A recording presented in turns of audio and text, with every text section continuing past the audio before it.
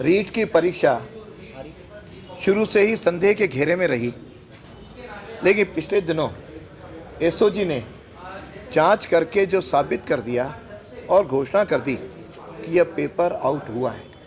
और paper out होने के जो दो मुख्य बिंदु हैं, तीन, वो स्पष्ट हैं कि सारे राजस्थान के अंदर पेपर्स के कोऑर्डिनेटर सरकारी अधिकारियों को बनाया गया, एडीएम को बनाया कि एसडीएम को बनाया, सरकारी अधिकारी। केवल जयपुर ही है जहाँ पे राजीव स्टडी सर्कल, जो कि कांग्रेस से जुड़े हुए अध्यापकों का, प्राध्यापकों का एक समूह है, उनके लोगों को ही इन्होंने कोऑर्डिनेटर बनाया और वह प्राइवेट कोऑर्डिनेटर केवल जयपुर में बनाया।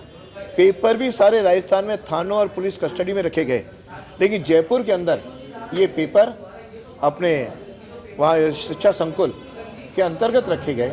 वहाँ कोई सीसी कैमरा नहीं लगाए गए। 10वीं 12वीं की परीक्षा होती है तो ये सीसी कैमरा लगाए जाते हैं, ये सीसी कैमरा नहीं लगाए गए। और वहाँ से साबित हो गया कि पेपर वहाँ से एक लिफाफे में से एक पेपर निकला है।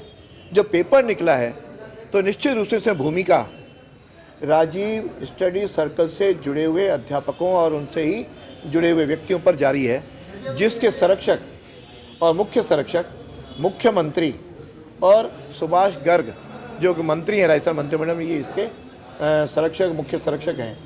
अतः हमारी मांग है कि यदि सही जांच होनी है तो एसओजी के बस का नहीं है, इसलिए यह जांच सीबीआई से कराई जाए और साथ ही इस पेपर को निरस्त करके दोबारा कराया जाए, ताकि राजस्थान के 26 लाख विद्यार्थियों, युवाओं के साथ न्याय हो सके। आज भारतीय जनता पार्टी के युवा मोर्चे ने कलेक्ट्रेट के बाहर जोरदार प्रदर्शन किया और गहलोत पेपर मार्ट की ओर से पेपर आउट था, वह पेपर लेकर के घूम रहे थे कि खुला पेपर है, चाहे जो कोई जितने में ले जाओ। उसके बाद हमने कलेक्टर को ज्ञापन दिया है, कलेक्टर से भी ये मांग किया कि इस मांग को सरकार तक पहुंचाए, और यदि सरकार नहीं पहुंचाएगी तो ये आंदोलन लगातार जारी रहेंगे जब तक सरकार सीबीआई जांच की घोषणा नहीं करेगी। जैसे कि पूरे राजस्थान को पता है, पूरे राजस्थान के युवाओं को पता है कि जो रीट परीक्षा पेपर लीक हुआ है, जो पेपर आउट हुआ है, उसका जो प्रकरण और जो ये पूरा कांग्रेस सरकार द्वारा जो ये चल रहा है, इसके नाते आज युवा मोर्चा ने कलेक्ट्रेट पे आके ज्ञापन दिया है। जब से सरकार है ये, जब से कांग्रेस सरकार राजस्थान में है, तब से लेके अभी तक उन्होंने सबसे पहले युवाओं के नाम पे वोट मांगे। उसके बाद में जब वो सत्ता के अंदर आए, आने के बाद में उन्होंने युवाओं के साथ में किस तरीके से पूरे राजस्थान में प्रकरण चल रहे हैं, कभी किसी वाल्मीकि समाज के लड़के के साथ हत्या, कभी रेप के जो केसेस आ रहे हैं, वो कांग्रेस सरकार के अंदर ये काले कारनामे शुरू से होते आ रहे हैं। पहले उन्होंने युवाओं के नाम पे वोट मांगे, जब उनको वोट मिले, वो सत्ते में आए, तो उन्होंने कहा कि जो बेरोजगार है उनको भत्ता दिया जाएगा। बेरोजगार भत्ता तो दूर की बात है, रोजगार भी नहीं दिया किसी को।